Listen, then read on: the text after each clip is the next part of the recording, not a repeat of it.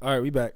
Good Facts morning, only. Vietnam. It's I had to definitely do that. 5 o'clock. I had to do that. Big Facts Podcast. I am your host, Jonathan Atis. I'm with my co-host, Jordan Eugene Jacobs. Was good. So first things first, last episode, the audio was real trash.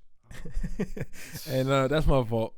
So as we were talking about how bad technology was, our technology got fucked up. Technology was fucking us up. Yeah, man. So I apologize for that. That won't happen again, I promise. What's really good? Well, should I go into the topic today, or should I say how my day was? Yeah, what do we do today? For real. No, my day was excellent. Went to class, learned a lot about APR history. I actually got homework tonight. I need to make sure I get that done. For real. Biting your ass. Do I got homework tonight? Nah, I'm straight, I think. Yeah, I just took a test. Oh, no, I got to make flashcards. dog got to stay on top of that homework. But yeah, we had an NHS meeting today. National Artists NHS Society. Yeah. Which they had us in hairnets and gloves giving out food to the needy, which I feel good about. Can't lie, I did some productive today. They definitely had me on the salt. Yeah, they was fucking up, dog. I had to weigh the food or whatever. And, Yeah. it had to be between 320 and 330 grams. Yeah. I was getting like 360 at first. Then I was getting like 287. I'm like, y'all gotta tighten it up. What was the red stuff that they were putting in there? The what? The red stuff. The rest I have The no idea. flake things. Yeah, bro. It looked like hamster food. I'm not even Yeah, going it front. did. It looked like food that you feed to your gerbil. And the salt was like pinkish. Oh, that's Himalaya salt. She said it. That's that stuff that Josh be fucking with. But we'll have Josh in here later. Shout out to Spiritual Twin. Y'all follow him on Instagram. Spiritual Twin 11. That's my cousin. Definitely be having Josh on the podcast. He knows some stuff that open y'all eyes a little bit. Not the third eye. You gotta do something else to get that open. But he'll help y'all open it up a little bit. Yeah, I pretty much did the same thing. I went to the NHS meeting with him. I took a test today. That shit was easy money. Yeah, man. That's that. One thing I do want to talk about though, before we get into our topic, I want people to be honest with themselves. You know what I mean? Because I think there's a level of introspection. There's a level of like transparency that we're gonna have on this podcast, and I think people should try to do the same. Like try to look inside yourself and try to point some things out. Try to make yourself a better person. Like we're gonna be talking about some skeletons on here. We're gonna talk about some things that we've never discussed with anyone besides ourselves. So, I think. Oh man, I'm excited. I'm excited. Yeah, it's gonna be great. But without further ado, there was recently a video that was released by I don't know who was it by necessarily, but a video was released of a young man being shot, and he goes by the name of Daniel Schaefer. So wait, is it the video of the shooting or the? Because I seen the video on YouTube and it was a 1 year. It was posted May 5th, 2016. No. That's when the trial happened. Okay, so the actual shooting itself was just released. Yeah, the shooting of the video of the shooting was just released. Okay. But the trial happened last year. Right. So in the video, well, just to give you guys some context, because context is very important. Let's not forget about the C word. Yeah, yep.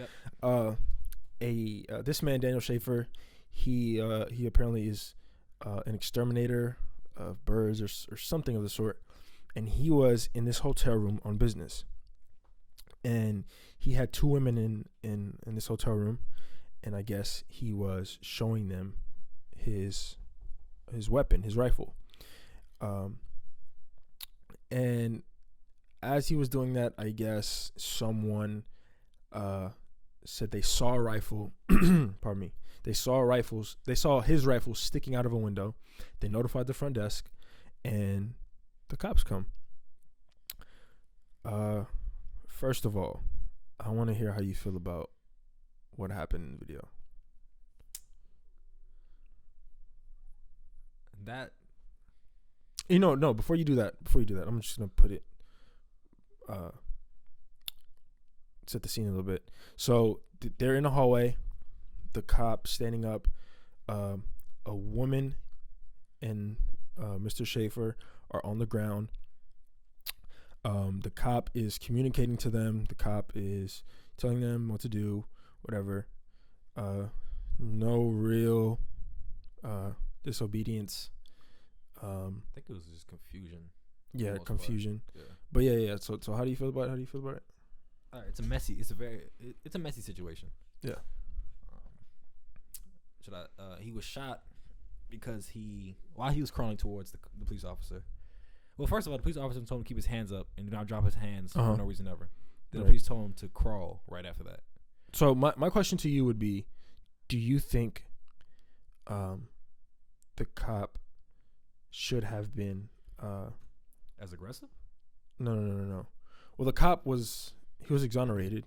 He was, the charges were dropped. Mm-hmm. So do you agree with that verdict? I get why the charges were dropped though. Why? Because the dude didn't follow. He really didn't follow orders because he reached back. Right. Which is why he was acquitted. Because lawyers will point that out. Yeah, they'll point that out. They'll use that. They'll ride that all day long. Okay. So I get why he was acquitted. Mm-hmm. Now, does that call for a change in the way we do protocol? Okay. Before you get into that, mm-hmm. I want to know if you were a cop in that situation. If you were the cop in that situation, actually, no, I don't even want to put you in that situation. But do you feel like the cop was unjust in shooting Daniel Schaefer? That's a really tricky topic, though. I mean, like, it can go both ways. So how do you feel? All right, if it's based on context, because the dude was crying. He was at tears at that point. Mm-hmm. He was crying. While he was on the ground, yeah. And he was crawling towards the officer. Mm-hmm. And he reached back. Some say he was pulling his pants up. Mm-hmm. I don't know, because how do you know he doesn't have a weapon on him at that time? Right. So my whole thing about it is the cop was very he was very concise, he was very clear, and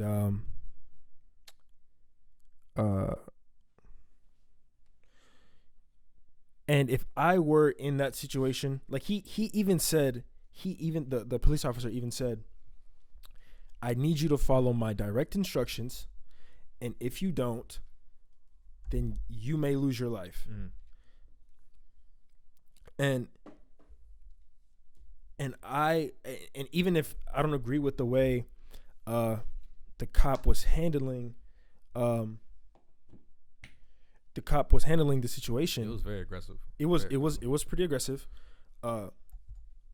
but you have to understand, as the victim right now, as the man being detained, you are behind the 8 ball. Right. So if I'm a police officer and someone calls me and says, there's a man with a rifle in a hotel room. Yeah, that's how you're going to handle it. That's how you're going to handle it. Right. Because especially after Las... Well, no, it wasn't actually... I thought it said Las Vegas. This is before Las Vegas, though. Yeah. So this was before the Las Vegas shooting. But, you're not going to try to cooperate with the man. Mm-hmm. You know what I mean? Right. So, first of all, he was very clear. He was very direct. He told him, I don't want you to move. If you move, I'm going to take it as a threat. And before he interacts with the man, the woman went through the same exact process. Mm-hmm. And she was fine. Yeah, she made it. She was fine. They detained her fine. But here's the thing. And I just want to say that they may have been drinking. Right. That was... But, okay, so it's either reach for your pants, try to pull them up, or have them come down and trip you. Mm-hmm. And you fall on your face, and then you get shot at. Well, he was on the floor. Right. He was on the floor. But if I'm him in that situation, I don't care. If someone tells me, if someone has a gun to my face and says, if you move, I'm going to shoot you. Mm-hmm. I don't care if you see my dick. I don't care if you like. I don't care. But I don't think it's about seeing his dick. I think it's about him making a sudden movement. Like if your pants drops, then your reaction is to pull them up. right? And not just that, but if your pants drops and it causes you to jerk a certain direction or causes you to stumble over. You know what I'm saying? But the cop said, if you put your hands Right. by your back or by your side, I'm going to shoot you. And it was definitely and you gotta look at this also. The dude, Shaver, he's what's going through his head. Like he knew he was in shock. I don't want to say in shock. Yeah, but he was in shock. He kind of felt like he was about to die. Yeah. So you're not thinking clearly. He was afraid. He Right. definitely said, "Don't shoot me." Right. Yeah. So when you're afraid, you lose all logical thought, Mhm. and a logical person be like, "Let me not put my hands up, pull my pants up because I'm gonna get shot." But if you're in a have adrenaline rush, you're not quick on your thoughts. You're just going. You feel me? You're just going through the motions. So I think all he wanted to do was not die, and for any reason why his hands went to pull up his pants, it's probably he just didn't think it through because he was just too scared. And I do understand that. I do understand that. But if I put myself in that same situation, I'm not pulling up my pants. Yeah, dog. I'm gonna crawl. I'm going to have my hands where you want them. I'm gonna have my feet where you want them. If you are telling me that you're gonna take my life, Right. if I do anything besides the things that you are telling me to do, like do I feel like he should have been murdered? No, I don't think that he should have been shot because I've never seen police handle someone like that. I've never seen someone say, "Crawl towards me." I think that's typical protocol. For things of that situation, that's typical protocol. Okay, because usually when you have them out of the room, Mm-hmm. You have them walk. you have them walk. Right. You have them walk. You get them to a certain point, and then you tell them to drop. But it was literally like he was in the middle of the hallway. Mm-hmm. He was at the end of the hallway, and he was telling him to crawl. Isn't the person more visible if they're walking than crawling? Yeah. So Yeah, you can kinda- see them right, it clearly. makes more sense Yeah. for them to stand. But I don't know if they didn't want him to run to make a But I don't know if they had the whole place because where could he run to? Exactly, it's a hallway. Right. So if you run, you're gonna get shot. Exactly. And when you talk about protocol, that's something that I was gonna talk about. That might be my research paper in AP Capstone, the class I talked about in the last episode. Is what is the exact protocol when you are being arrested? Have you seen the movie Set It Off? No.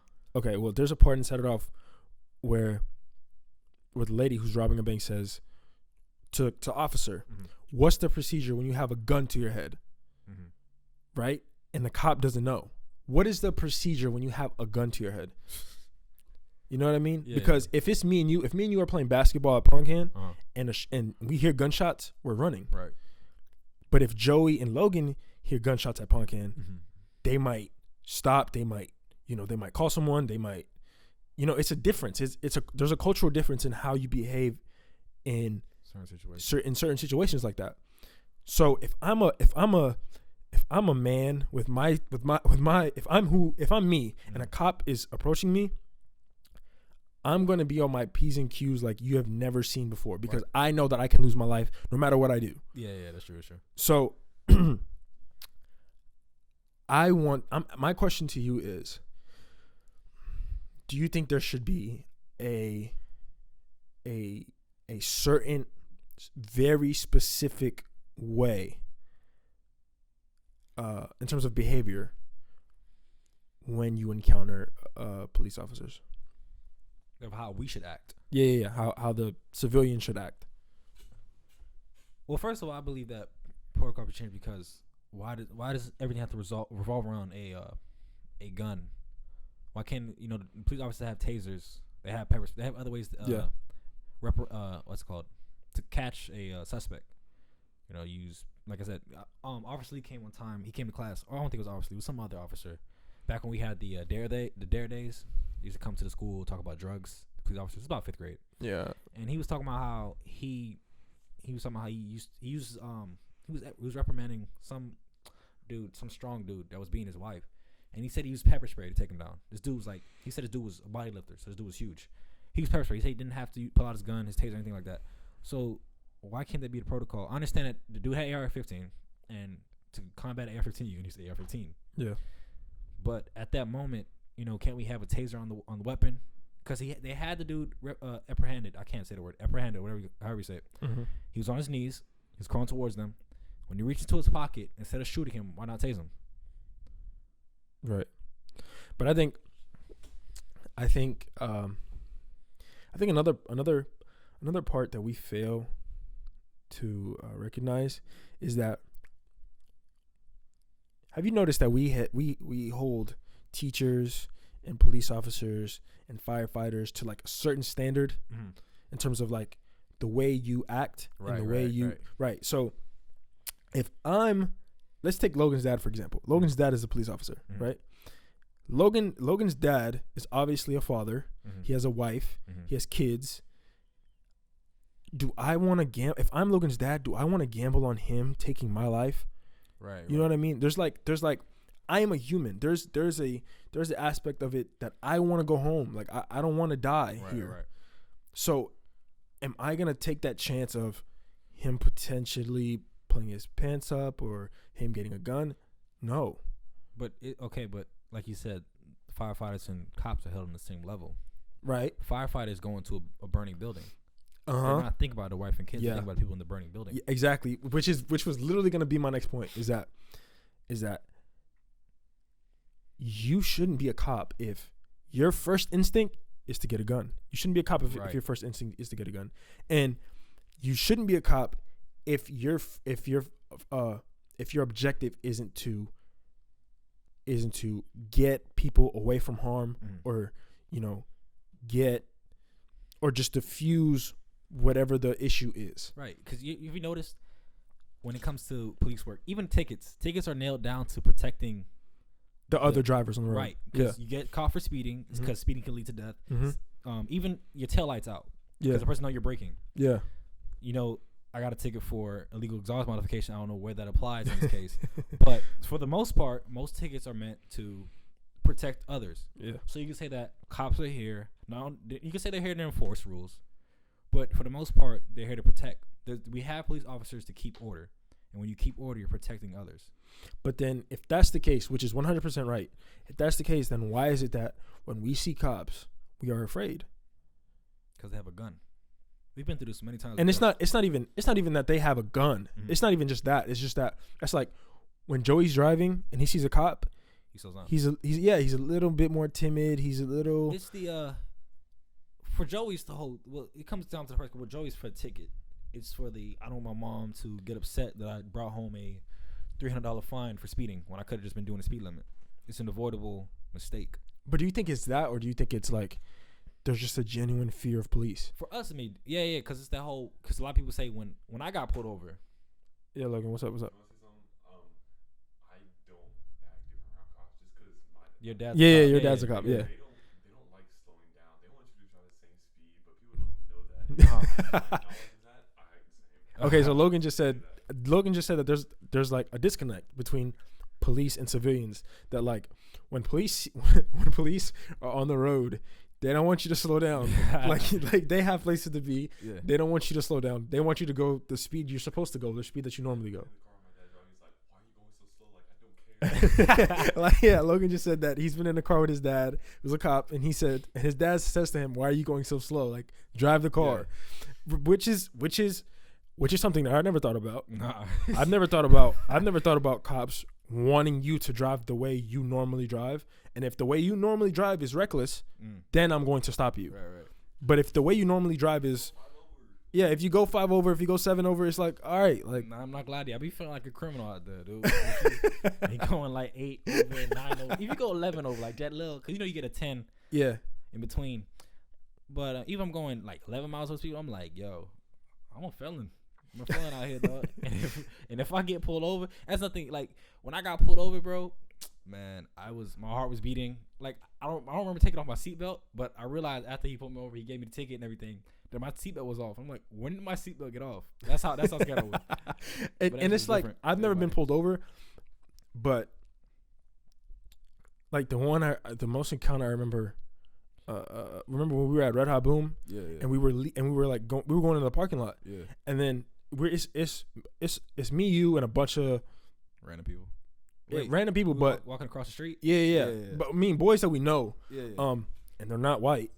And we see a group of cops to our left as they're walking, and they're staring at us. Like they're just staring at us. But in my head, I'm like, yo, like, what are you, like, why are you staring at us? Yeah. Like, we're just walking down the street. We're at a very public place. We weren't even being loud. Yeah, we weren't being loud, and we were just like, yo, why are you staring? And in my head, I'm like, all right, like, let's go. Like, let's just get away from it. Like, I don't want to be around here. And another thing about policing that I think that we fail to acknowledge is that the job of a police officer is to stop a crime or to put people out of harm's way. So if every day I wake up, and I think I've said this to you before, but if I'm a police officer and every day I wake up in the morning and all I do is see the worst in people, all I do is see people, do the worst things, do the worst crimes, I'm going to think the worst when I see you, when I get called. So that's why, to me, I think that a reform that should be put in place, I mean, maybe, obviously it shouldn't be, like, I'm not, like, who am I? But something that I thought about was, like, you have 2 years on the street, you have 2 years at your desk. Mm-hmm. So that you aren't desensitized to always seeing the worst in humans. So you can just say, okay, instead of me getting a call about domestic violence and saying, all right, where's the dude? Let me arrest him. Mm-hmm. You go into it with a clear head and saying, okay, let me see what is actually going on. Hey, to bounce off of that, my brother just became a police officer. He got it's been a year now since he became a police officer. He's a rookie, so he's always on the call, always driving around. Yeah. And talking to people. But yeah, he just, like, one time I was talking to him on the phone, and he literally was like, "Hello, I'll call you back. Like, I gotta figure out what these idiots are doing." Yeah. Before he went to go talk to some people about what they were doing. So just like, yeah, I seen it firsthand, and like what Jonathan's saying is 100% true, because you see the worst in everybody every single day. It's just gonna become accustomed to. Yeah. It's gonna give you a cynical approach on life. And another thing is that, like, I think we should have police officers who are from these areas.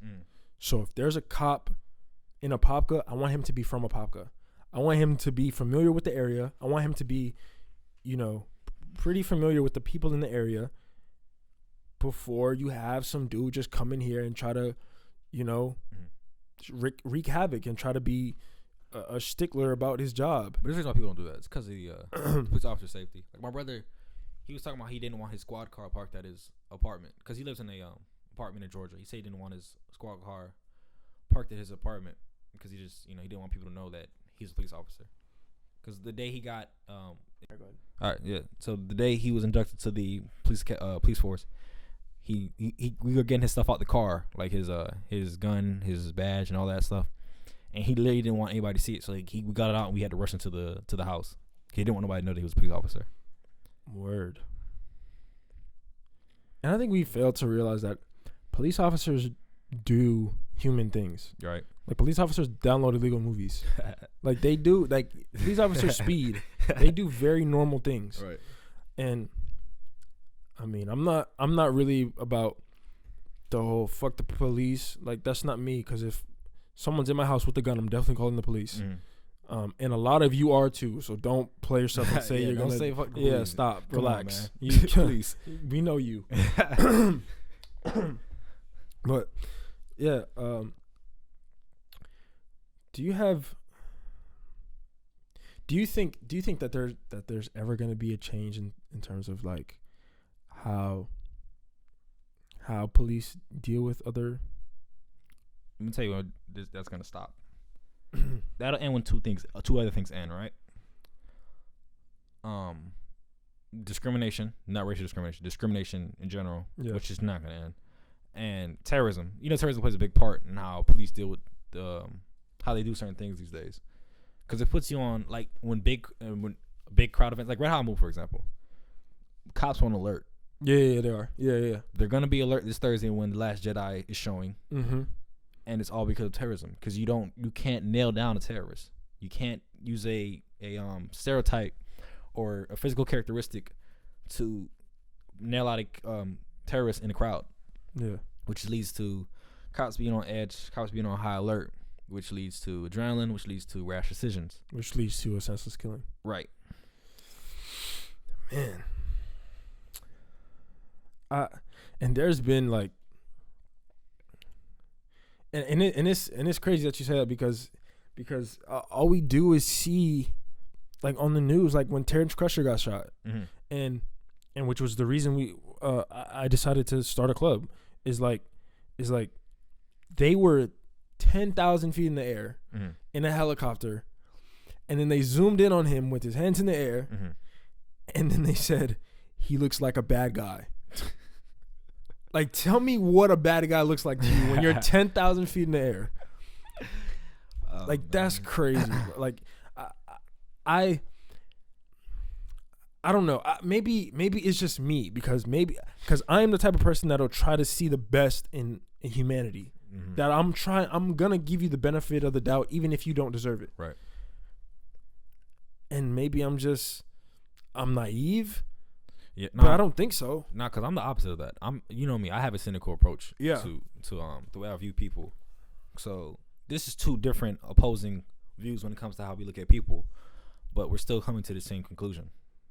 Which should tell you something. Right, exactly. So off that, can we talk about rape culture real quick? Now? Yeah. Do you either want to talk about rape culture or we can talk about the Lucas Joyner video? We have to cut this. Lucas Joyner. Okay. So in our club, Society Speaks, we like to talk about current events, and I showed a video. It was a rap video of a song called I'm Not Racist" by Lucas Joyner, and what the video is like, there's a white man with the "Make America Great Again" hat, and then he tells the black young man about all the things that he feels black people take advantage of. Put lyrics up. Okay, I got you. And what they do is they literally talk about how they, like, this is verbatim, that they say, like, it feels like we're in a building but just on different floors. There's two sides to a story and I want to know yours. How do you feel about the video? What was your first reaction to the video? Yo, when I ain't gonna lie to you, your perspective on the video switches as the video goes on. When right. The video first begins, depending on which side you're on, you're angry. I was angry at first. Yes, and to that point, the first couple lines, and this is the white man who starts off the song. He says, "With all due respect, I don't have pity for you black niggas. That's just how I feel. Screaming Black Lives Matter, all the black guys rather be deadbeats than pay your bills." That's how the song literally starts off. Yeah. So, and then once you get to the black part, then But talk about why you started off angry. Huh? You started off angry. I started off angry because I kind of understood where he was coming from, because as a white person, that's what you see. Yeah. What you see and understand is that black people don't father their children and they don't pay their bills. Right. But as a black person, you look further into that and you look why and how the hood runs, how the poor urban neighborhoods run, and then you kind of sit there and you understand. And that's why I think of angry, because it's like, all right, how are you so insensitive to these things? Mm-hmm. But then you kind of gain understanding, like, all right, where he comes from is way different from where a hood person comes from. Right. Which is why he has these certain views, because you only see the surface of the iceberg. You don't see below it. Correct. So, but yeah, that's why I was angry at first, and then as the song went on, then I calmed down, and I took. I'm not gonna lie to you, like I want to cry as the video progressed. Yeah, I really want to cry. Yeah, because it's really a what's the word? It's a very touching video. Mm-hmm. But yeah.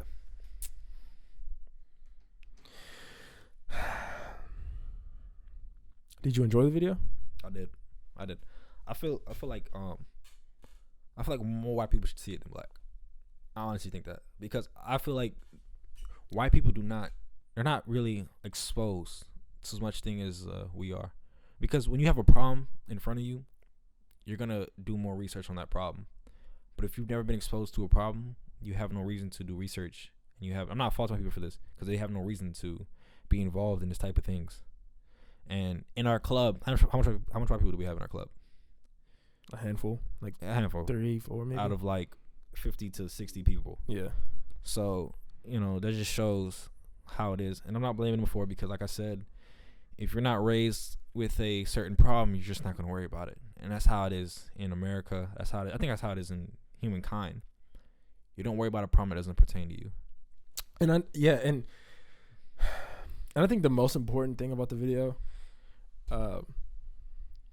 was that at the end of the video, they both got up, they both, shook hands, they gave each other a hug, and then that was the end.